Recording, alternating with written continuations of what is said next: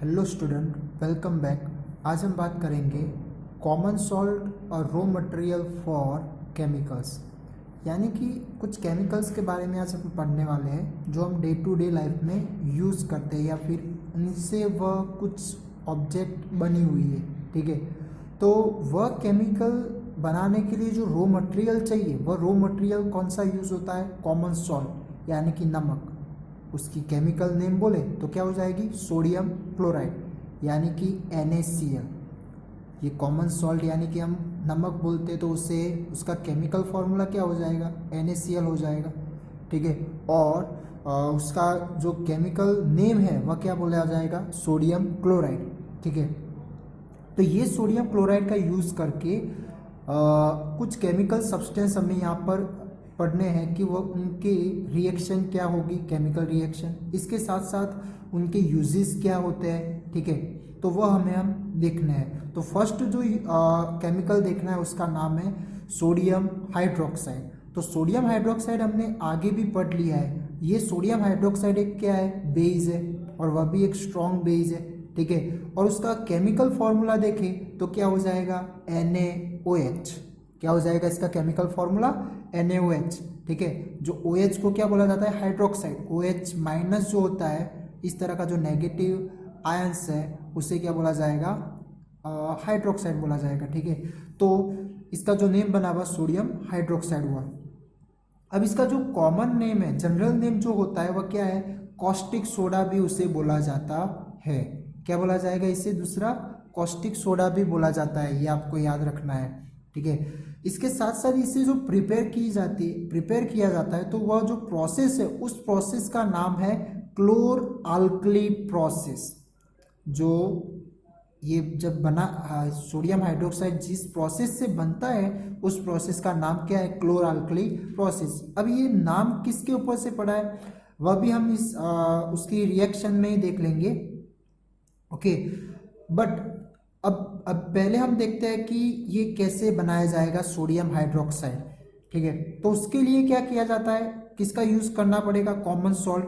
But अकेला common salt नहीं, but aqueous solution of common salt यानी कि सोडियम क्लोराइड। तो हमें एक aqueous solution of sodium chloride का बनाना है, यानी कि नमक वाला पानी। नमक वाला पानी लेना है और उसके अंदर नमक डिसॉल्व कर देना है। ठीक है, तो उस तरह का जो सॉल्यूशन बन रहा है एक्वेस सॉल्यूशन, उसे वन वर्ड में बोलना हो तो ब्राइन भी बोला जाता है। उस सॉल्यूशन को क्या बोल सकते हैं हम? ब्राइन सॉल्यूशन भी बोल सकते हैं। ठीक है, तो ऐसे ब्राइन सॉल्यूशन के अंदर से हमें क्या करना है? इलेक्ट्रिसिटी जब हम पास करेंगे उसके अंदर से, तब जाके उनके जो पार्टिकल्स है, जो मॉलिक्यूल्स है, वह डिकम्पोज होकर वह एक प्रोडक्ट फॉर्म करते हैं, यानी कि एक से ज्यादा प्रोडक्ट फॉर्म करते हैं, बट उसमें से एक प्रोडक्ट एक ये भी फॉर्म होती है। कौन सी?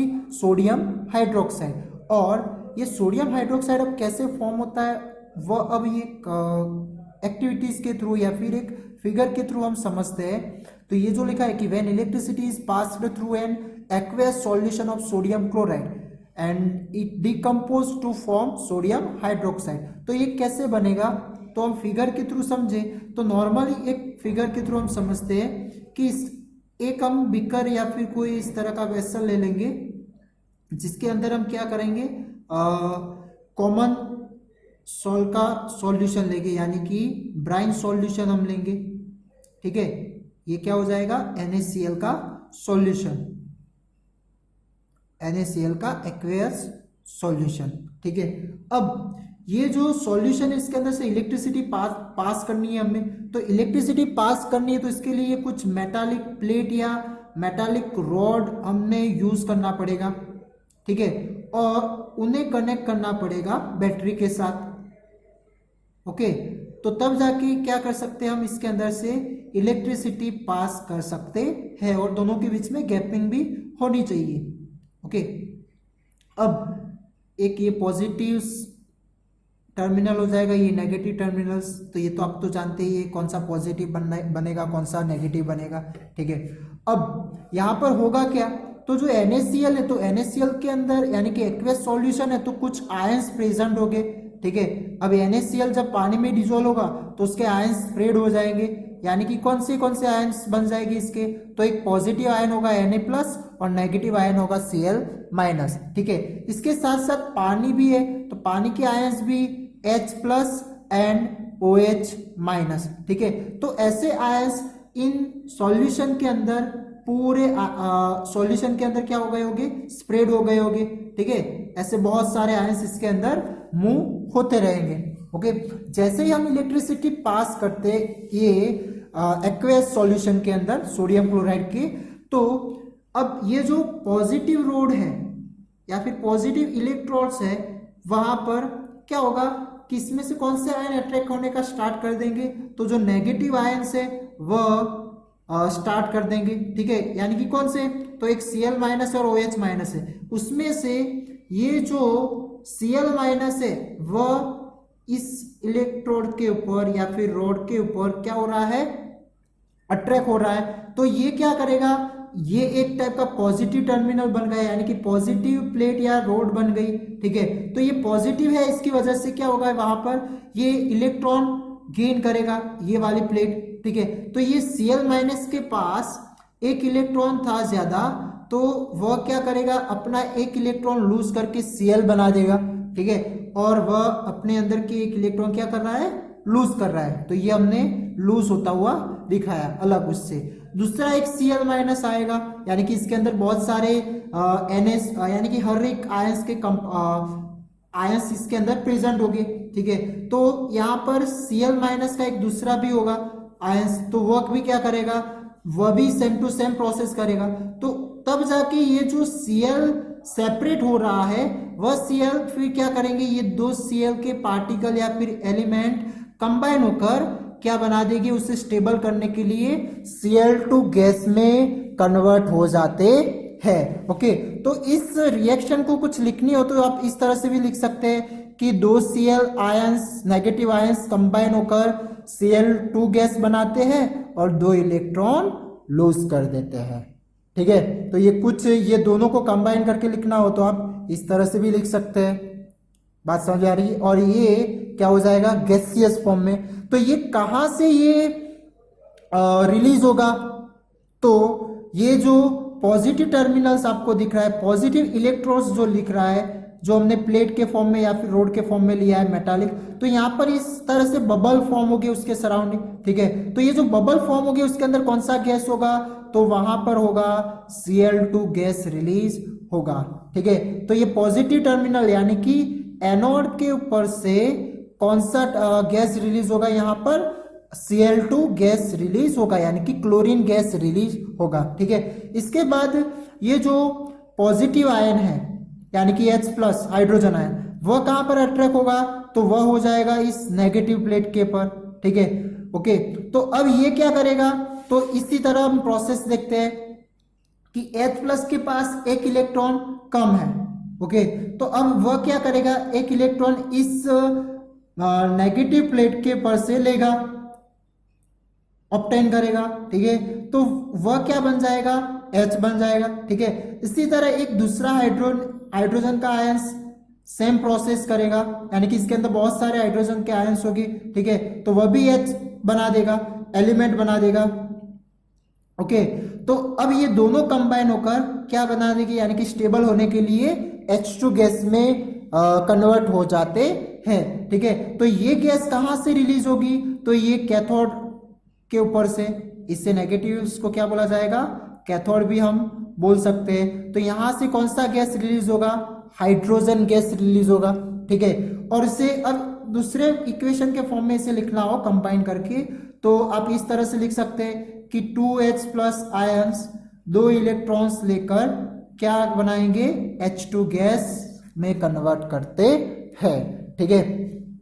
तो ये तो बात हो गई क्लोरीन गैस और हाइड्रोजन गैस कहां से रिलीज होगा, यानी कि यहां पर भी इस तरह से बबल फॉर्म होगे और उस बबल में कौन सा गैस होगा, हाइड्रोजन गैस। अब उसके सिवा के जो आपको आयंस दिख रहे हैं वह कौन से होंगे, तो Na+ आयंस और OH- आयन। तो ये इसके ऊपर अट्रैक्ट नहीं होते हैं, बट एक दूसरे के साथ अब ये सॉल्यूशन के अंदर रिएक्शन कर देते हैं। ये दोनों क्या करेंगे, एक दूसरे के साथ रिएक्शन करके वह क्या बना देंगे, तो Na+ एंड OH माइनस दोनों रिएक्शन करके बनाएंगे सोडियम हाइड्रोक्साइड यानी कि NaOH, और ये भी एक एक्वेयस सॉल्यूशन में आपको मिलेगा। यानी कि जब ये सॉल्यूशन प्रोसेस होगी तो पूरा ये जो सॉल्यूशन बनेगा वह सॉल्यूशन किसका होगा, तो सोडियम हाइड्रोक्साइड का यानी कि NaOH का। ठीक है, तो इस तरह से आपने यहाँ पर देखा कि ये एक टाइप की क्या हो रही है, इलेक्ट्रोलाइसिस प्रोसेस हो रही है। हमने क्या किया, इसके अंदर से इलेक्ट्रिसिटी पास करके इस तरह के सब्सटेंस या फिर प्रोडक्ट फॉर्म किया, जो 3 टाइप में हमें प्रोडक्ट मिल रही है। एक सोडियम हाइड्रोक्साइड,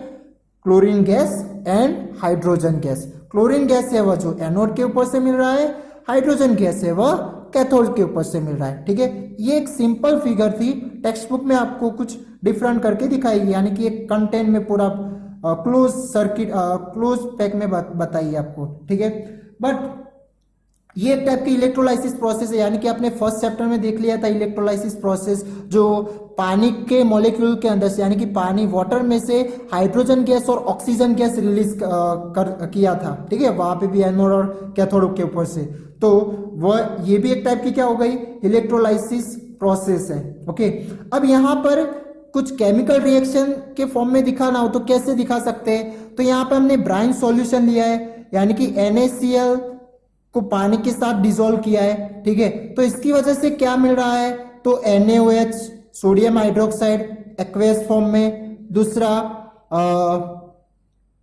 क्लोरीन गैस यानी कि गैसियस फॉर्म में, और हाइड्रोजन गैस भी हमें मिल रहा है। तो इस तरह से हमें 3 टाइप की प्रोडक्ट यहाँ पर फॉर्म होती हुई देखने को मिलेगी। ओके, तो क्या ये इक्वेशन बैलेंस में है?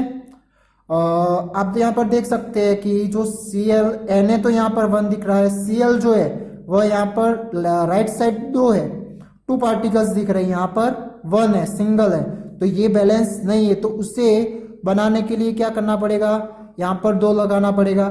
ठीक है, तो फिर Na भी यहाँ पर 2 करना पड़ेगा। ओके, तो यहाँ पर फिर हाइड्रोजन की नंबरिंग बढ़ जाएगी, हाइड्रोजन आपको 4 होते हुए देखने को मिल रहा है और ऑक्सीजन 2 हो गए, तो यहाँ पर 2 और 1 ही है, तो फिर यहाँ पर भी क्या करना पड़ेगा, हमें 2 अप्लाई कर देना पड़ेगा। तो अब ये क्या हो गया, बैलेंस फॉर्म हो गया इसका। ठीक है, तो ये सोडियम हाइड्रोक्साइड की यानी कि ये जो प्रोसेस है उस प्रोसेस की केमिकल रिएक्शन। ओके, अब ये प्रोसेस को क्या बोला जाता है, क्लोर अल्कली प्रोसेस। क्यों क्लोर अल्कली प्रोसेस बोला जाता है, क्योंकि यहाँ पे जो क्लोरीन फॉर्म हो रहा है तो उसके ऊपर से वर्ड आया क्लोर। ओके, और अल्कली किसे बोला जाता है, तो यहाँ पर आप देख सकते हैं कि जो NaOH है वह एक क्या है, बेस है। बेस तो है बट इसी के साथ साथ पानी में सॉल्यूबल भी है। ओके, तो ऐसे बेस जो पानी में सॉल्यूबल होते हो उसे क्या बोला जाएगा, अल्कली भी बोला जाता है या फिर अल्कलाइन भी बोला जाता है। ठीक है, तो ये एक बेस भी रिलीज कर रहा है, तो इसकी इन दोनों की वजह से ये प्रोसेस की क्या नेमिंग हुई, क्लोर अल्कली प्रोसेस भी इसे बोला जाता है। तो आपको एग्जाम में भी आ सकता है कि एक्सप्लेन द क्लोर अल्कली प्रोसेस, तो आप उसकी फिगर जो होती है यानी कि आपको जो टेक्स्ट बुक में दिखाई कुछ इस तरह से आपको दिखाई है क्लोज पैक में।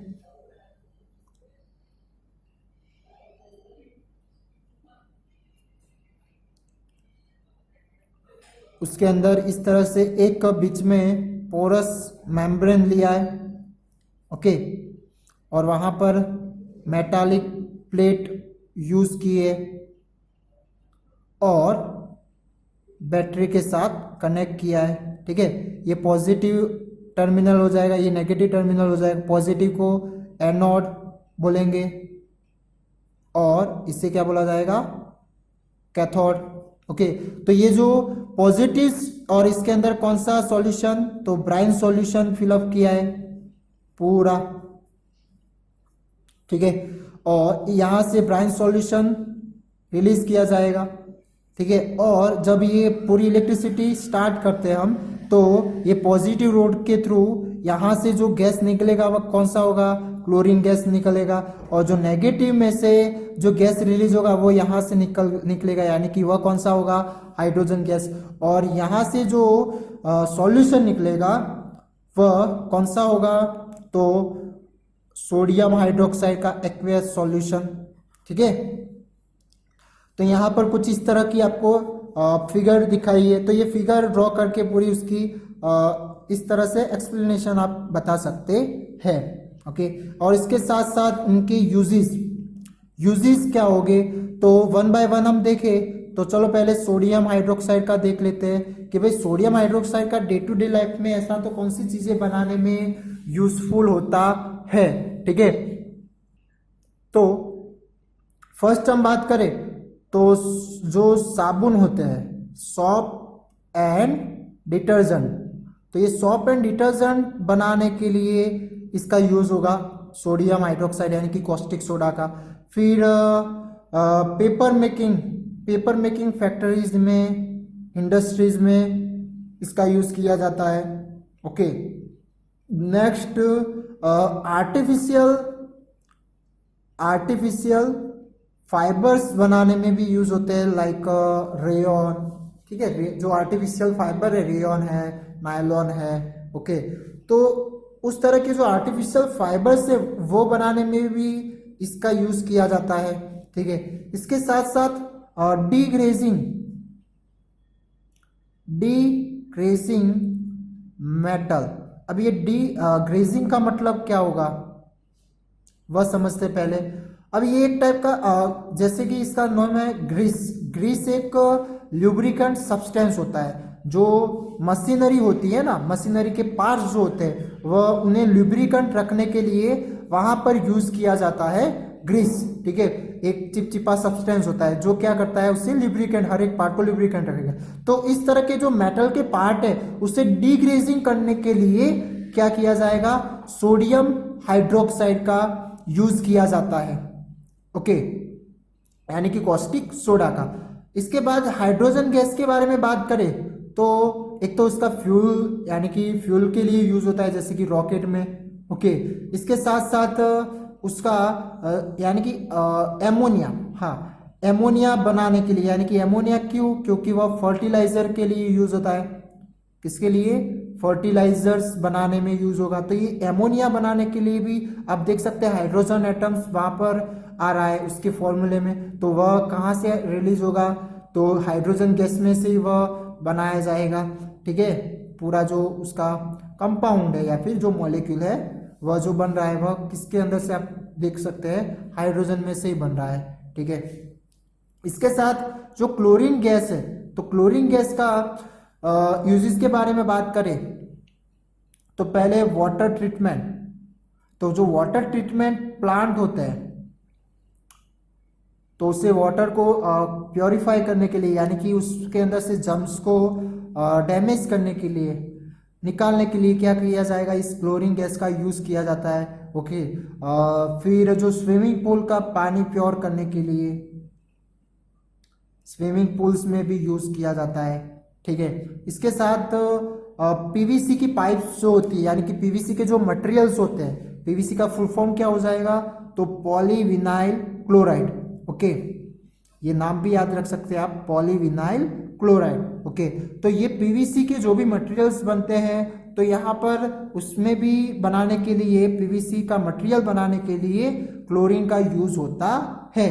फिर इसके साथ साथ सीएफसी, क्लोरोफ्लोरोकार्बन्स, तो ये भी बनाने के लिए भी, यानी कि ये जो बन रहा है उसके अंदर भी ये Cl2 यूज होता है। इसके साथ साथ जो पेस्टिसाइड्स है, क्या पेस्टिसाइड्स, तो पेस्टिसाइड्स बनाने में भी इसका यूज होता है। इसके साथ साथ डिसइंफेक्टेंट्स मेडिसिन, जो डिसइंफेक्शन कर सके, इन्फेक्शन को निगलेक्ट कर सके, इस ऐसी जो मेडिसिन बनाई जाती है उसके अंदर ट्यूब वगैरह या फिर उसके अंदर भी ये Cl2 का यूज होता है, यानी कि क्लोरीन गैस का यूज किया जाता है। तो ये जो प्रोडक्ट यहाँ पर क्लोर-अल्कली प्रोसेस से बन रहे हैं वह कहीं ना कहीं हमें यूजफुल हो रहे हैं। ठीक है, तो ये सोडियम हाइड्रोक्साइड है वह भी आपने देखा, और इसके साथ साथ हाइड्रोजन गैस और क्लोरीन के बारे में भी देखा। तो आप ये लिख सकते हैं कि सोडियम हाइड्रोक्साइड का आपको यूजेस के बारे में बोल दे, या फिर कॉस्टिक सोडा करके आपको बोल दे, या फिर क्लोर-अल्कली प्रोसेस करके आपको पूरा समझाने को बोले, तो आप इसकी प्रोसेस और यूजेस लिख सकते है। अकेली प्रोसेस बोली हो तो प्रोसेस आप लिख सकते हैं, ठीक है। तो ये बात थी इनकी first chemical substance sodium hydroxide, जिसका नॉर्मल हम कॉस्टिक सोडा भी बोल सकते हैं। अब हम नेक्स्ट बात करते हैं ब्लीचिंग पाउडर। किसकी? Bleaching powder. तो ये ब्लीचिंग पाउडर जो है उसका केमिकल नेम होगा कैल्शियम ऑक्सीक्लोराइड। क्या नेम होगा इसका? कैल्शियम ऑक्सीक्लोराइड, और जिसका केमिकल फॉर्मूला हो जाएगा CaOCl2। Ca किसका सिंबल है? कैल्शियम का, O ऑक्सीजन और Cl क्लोरीन। ओके, तो कैल्शियम ऑक्सीक्लोराइड, ठीक है। अब ये जो बनाया जाता है वो कैसे बनाया जाएगा? तो it is produced by the action of chlorine on dry slaked lime. अब ये जो ड्राई स्लेक्ड लाइम होता है उसके ऊपर से क्लोरीन गैस पास की जाती है या फिर उसके ऊपर एक्शन की जाती है, तो इसकी वजह से क्या होगा वहां पर ये ब्लीचिंग पाउडर आप बना सकते हैं, या फिर कैल्शियम ऑक्सीक्लोराइड प्रोडक्ट के फॉर्म में वहां पर बन रहा है। तो ये कैसे? तो इसके लिए आप ये स्लेक्ड लाइम है, तो स्लेक्ड लाइम एक्चुअली क्या है? तो उसका केमिकल नेम बोले तो वो क्या हो जाएगा? कैल्शियम हाइड्रोक्साइड, यानी कि CaOH ट्वाइस, ठीक है। ये आप फर्स्ट चैप्टर में पढ़ के आए स्लेक्ड लाइम। ओके, तो ये जो स्लेक्ड लाइम है, स्लेक्ड लाइम को क्लोरीन के साथ रिएक्शन करके आप ब्लीचिंग पाउडर यानी कि कैल्शियम ऑक्सीक्लोराइड बना सकते हैं। ये कैसे? तो स्लेक्ड लाइम यानी कि कैल्शियम हाइड्रोक्साइड, उसकी क्लोरीन के साथ रिएक्शन करनी है, तो क्या बनेगा? कैल्शियम ऑक्सीक्लोराइड CaOCl2 और पानी का मॉलिक्यूल रिलीज होगा, ठीक है। तो ये हो गया ब्लीचिंग पाउडर या फिर कैल्शियम ऑक्सीक्लोराइड, ठीक है। तो ये हो गया ब्लीचिंग पाउडर। अब ये ब्लीचिंग पाउडर का यूज कहां पर होगा तो वह देखते हैं। तो फर्स्ट ब्लीच करने के लिए, अब ब्लीच करने के लिए कैसे? तो for bleaching cotton and linen in the textile industries, okay. फिर for bleaching wood pulp in paper factories and for bleaching washed cloth in laundry, ठीक है। तो ब्लीच का मतलब पहले तो क्या होगा? तो ब्लीच यानी कि डीकलराइज करना, कोई भी क्लोथ या सब्सटेंस है उसे क्या करना है? डीकलराइज करना है। तो उस डीकलराइज करने के लिए ये ब्लीचिंग पाउडर का यूज किया जाता है। जैसे कि एक नॉर्मल एग्जांपल हम बोले, जैसे आपके कोई क्लोथ हो और एक साथ धोने के लिए हम डालते हैं, तो क्या होगा? कभी कभार कुछ दूसरे क्लोथ का कलर जो होता है वह उसी पे चला जाता है, ठीक है। यानी कि उसके पास स्पॉट के फॉर्म में, धब्बे के फॉर्म में आपको देखने को मिलेगा, तो फिर उसे ब्लीच करना पड़ता है, यानी कि फिर लॉन्ड्री में हम देंगे। तो वह इस तरह से ब्लीचिंग पाउडर का यूज करके क्या करेंगे? तो वह डीकलराइज कर देते हैं। तो कभी कभार यानी कि वह शायद पूरा कलर ही निकल जाए, जो उसका क्लोथ का मेन कलर हो वह भी, ठीक है। तो वहां पर एक नया भी कलर वह आप डलवा सकते हैं, ओके। तो शॉर्ट में ब्लीच करने का मतलब क्या हो जाएगा? डीकलराइज करने का मतलब होगा, ओके। तो वह जो भी टेक्सटाइल इंडस्ट्रीज है उसमें कॉटन लिनन वगैरह को ब्लीच करना है। फिर जो वुड पल्प आता है, यानी कि पेपर बनाने के लिए जो एक गाढ़ा सा सब्सटेंस बनाया जाता है वुड के अंदर से, ठीक है, वुड का मटेरियल यूज करके, तो उसे क्या बोला जाएगा? Wood pulp, okay. और जो कपड़े वॉश करने हैं तो उसके लिए भी लॉन्ड्रीज में इस तरह से ब्लीचिंग पाउडर का यूज किया जाता है, ओके। दूसरा, इसके साथ साथ ब्लीच तो करेगा ही, बट कुछ इन मैनी केमिकल इंडस्ट्रीज में ऑक्सीडाइजिंग एजेंट के लिए भी इसका यूज होता है। यानी कि ऑक्सीडाइज करने के लिए भी डिफरेंट सब्सटेंस को ऑक्सीडाइज करने के लिए एक एजेंट के फॉर्म में भी इसका यूज होता है। किसका? ये ब्लीचिंग पाउडर का, ओके। इसके साथ साथ जो ड्रिंकिंग वाटर है उसे डिसइंफेक्टिंग करने के लिए, यानी कि make to free of germs बनाने के लिए ये ब्लीचिंग पाउडर का यूज होता है, यानी कि ड्रिंकिंग वाटर के अंदर के जो जर्म्स है उसे मारने के लिए, फ्री ऑफ करने के लिए क्या होगा, इस तरह से डिसइंफेक्टिंग सब्सटेंस के लिए भी इसका यूज किया जाता है।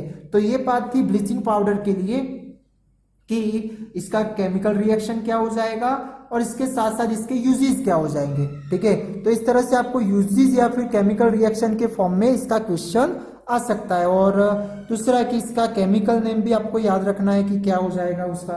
ओके, तो ये बात थी ब्लीचिंग पाउडर के लिए। तो आज हमने दो केमिकल सब्सटेंस पढ़े, एक था सोडियम हाइड्रोक्साइड यानी कि कॉस्टिक सोडा और एक था ब्लीचिंग पाउडर। अब नेक्स्ट वीडियो में और भी दो हम केमिकल सब्सटेंस पढ़ेंगे। ठीक है, थैंक यू।